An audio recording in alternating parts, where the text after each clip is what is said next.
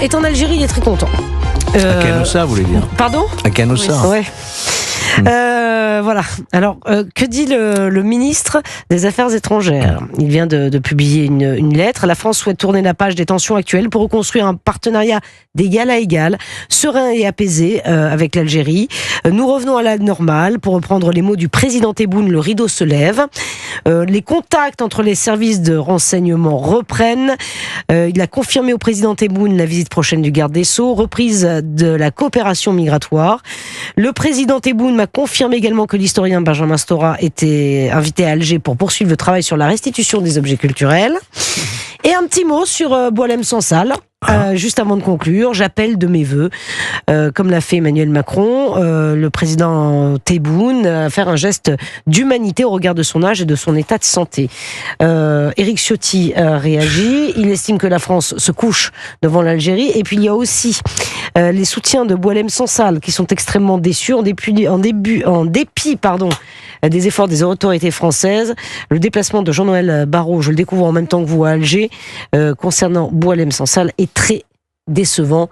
Ils vont continuer évidemment à se mobiliser pour Boualem Sansal. Que pensez-vous de cette visite de Jean-Noël Barrot? Est-ce que vous pensez, comme Éric Ciotti, que la France se couche devant le président Tebboune?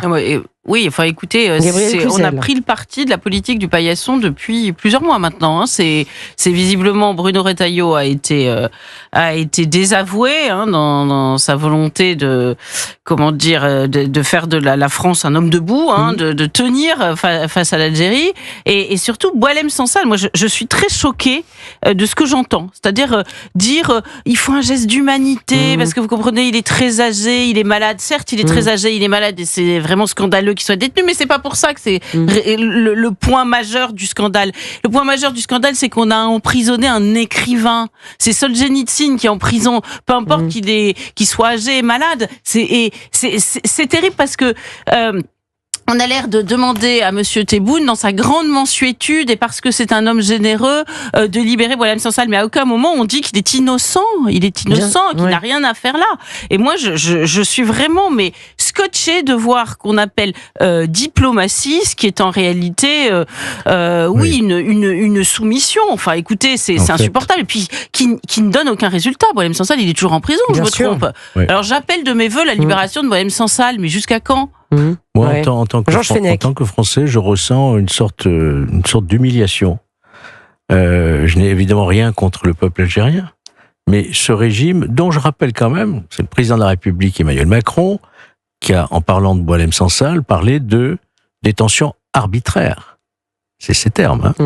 Donc, on ne demande pas, effectivement, Gabriel Cluzel a raison, on ne demande pas un peu d'humanité à quelqu'un qui retient nos compatriotes de manière arbitraire.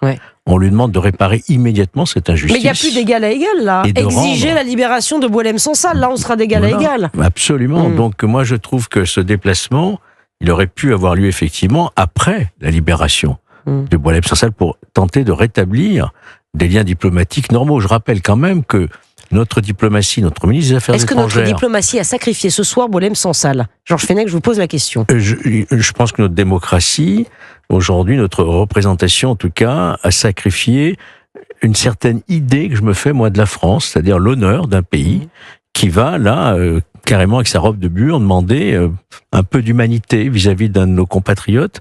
Et je rappelle aussi que l'Algérie a rappelé son ambassadeur de Paris, qu'il avait à Paris. Donc vous vous rendez compte qu'on a un ministre qui se déplace à Alger, alors qu'Alger a rappelé son ministre, son ambassadeur qui était en poste à Paris. Vous voyez bien qu'on accepte tout, quoi, vis-à-vis d'Algérie. Et je ne sais pas pourquoi. D'ailleurs, on a cette attitude. Qu'est-ce qu'on espère? Mais pourquoi? Ce qu'on voudrait, c'est des actes, d'abord. L'Algérie, effectivement, reprenne ses ressortissants qui font l'objet d'expulsion ou d'OQTF et qu'ils relâchent sans condition. Vous avez vu que le parquet, en plus d'Alger, a fait appel contre la décision de 5 ans. C'est-à-dire qu'il réclame une peine plus lourde. Mais enfin, là, vous voyez bien quelque chose qui ne va pas. Gabriel Cluzel. Non, mais ce qui est terrible, c'est que nous sommes face à un pays, et je pense que Xavier Dréancourt l'explique très bien, qui ne comprend pas cette attitude en réalité, ou qui la prend pour une faiblesse humiliante et qui appuie encore plus fort. Donc c'est terrible. Alors, il est vrai qu'il y a une histoire particulière aujourd'hui entre les gens qui nous gouvernent et l'Algérie. Ils se sont toujours couchés, pardon, moi aussi, je vais dire des trucs peut-être malséants, mais Emmanuel Macron a parlé de crimes contre l'humanité pendant sa campagne en Algérie. Quand vous avez dit à un pays, le mien a commis un crime contre l'humanité, c'est compliqué ensuite d'avoir une parole ferme. Non mais Benjamin Stora, il n'y a pas de problème pour recommencer Benjamin Stora, mais évidemment, tout ça, là aussi, Benjamin Stora, c'est un historien qui quand même, dont on connaît les orientations. Donc, c'est tout, en toute matière. Je rappelle que Gérald Darmanin, qui aujourd'hui, notre garde des Sceaux, est allé déposer un bouquet de fleurs devant le monument du FLN en Algérie. Moi, le jour où un ministre algérien viendra déposer une gerbe devant un bâtiment, devant un monument, un cénotaphe des harkis ou des pieds noirs, les poules auront des dents. Donc, tout cela, il y a à alimenter un discours qui fait qu'aujourd'hui, nous avons la politique de la carpette. Et pendant que nous délivrons des visas santé, sous couvert de visas diplomatiques, on a un compatriote qui, lui, est dans une prison algérienne, atteint un cancer. Mais quels sont nos moyens de pression ? Et nous avons 30 au QTF, parce que 29, 30, parce que le dernier est toujours là, en fait. Vous vous souvenez, à Mulhouse, Bruno Retailleau avait dit, il fait partie d'une liste de 30 que nous voulions renvoyer à l'Algérie. Non, mais ils sont toujours là. Donc, je ne comprends pas qu'on puisse tenir ce discours. On s'est couché sur tout et on n'a rien obtenu. Regardez Trump, lui, il a obtenu les OQTF avec les laissez-passer d'Algérie. Pourquoi Trump obtient ce que nous n'obtenons pas ? Parce qu'on ne nous respecte plus, parce qu'on ne nous craint plus, parce qu'on a perdu cette voix qui était la voix de la France, voyez-vous ? Et donc je crois que cette attitude contribue au contraire, encore une fois, à nous faire humilier et à ne pas avoir un rapport de force à égalité. Il ne s'agit pas d'avoir un rapport de force supérieur à l'Algérie. Nous sommes d'égal à égal, bien entendu. Il y a des accords, il y a de la coopération, il y a des Français qui travaillent là-bas, il y a des Algériens qui vivent ici. On est très liés avec l'Algérie. Mais on ne peut pas non plus se laisser écraser comme ça, en écrasant des grands principes, dont le premier d'entre eux, la liberté d'un de nos compatriotes, quoi.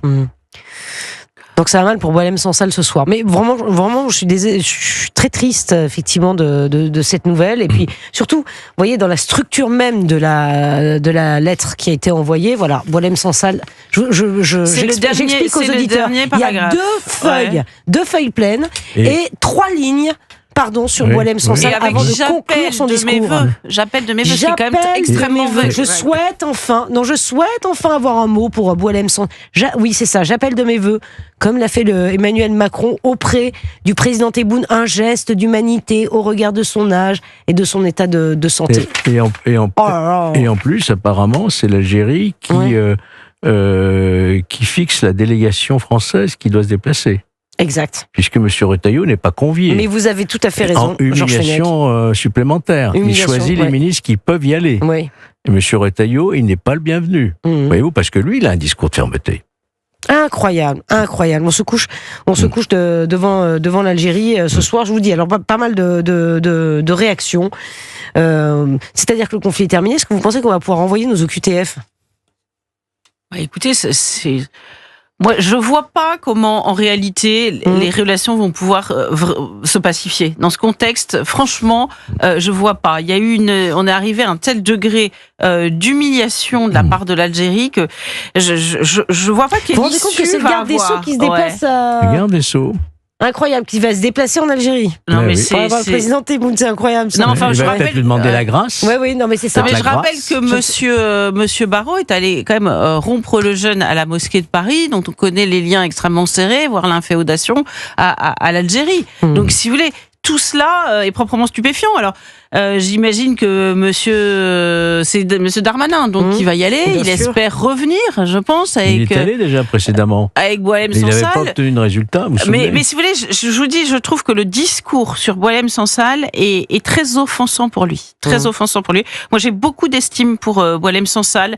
Il faut lire son dernier livre. Il parle de notre langue comme on parle de Notre-Dame. Vous voyez, il fait la comparaison. Vraiment, il a cet amour de la langue française. Je me dis, dans notre pays, vous savez, on n'est pas remercié quand on aime la France. Quand on est un Algérien qui aime la France, on n'est pas remercié. Regardez ce qui s'est passé avec les harkis. Regardez ce qui se passe avec Boualem Sansal. En revanche, quand on crache sur la France, ça se passe bien. Ça se passe mieux. Alors, il y a quelque chose qui ne va pas au royaume de France, pour j'ai remarqué que Gabriel Attal, dans son discours, a demandé la libération de Boualem Sansal. D'accord. J'ai remarqué ça quand même. Ouais. Au moment où le président de la République va se déplacer là-bas. Donc, ce qui prouve bien qu'il y a aussi un malaise dans, je dirais, la Macronie, quoi. Ouais, une espèce de malaise autour du cas Boualem Sansal. Donc voilà, bon, pour le résumé de la visite ministérielle en Algérie, déclaration à la presse, voilà, de Jean-Noël Barrot. C'était une déclaration à la presse de Jean-Noël Barrot.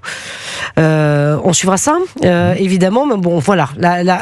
On nous dit que les tensions sont apaisées, la page est tournée. Voilà ce qu'on nous dit ce soir. Oui, c'est de la prophétie autoréalisatrice, sans doute, d'un vœu pieux, mais... Ouais. On s'est couché. C'est un message terrifiant. Moi, je trouve que c'est un message terrifiant pour tous ceux qui sont en but à un régime dictatorial dans leur pays et qui, en France, tiennent un certain nombre de propos parce que ça montre que la France les lâchera. Faut mieux pas compter sur la France pour les défendre. Et ça, je rappelle que Boualem Sansal est quand même français depuis plusieurs mois. Merci beaucoup, en tout cas. Merci infiniment, Gabriel Cluzel, Georges Fenech, d'avoir été dans ce studio ce soir, 20h50.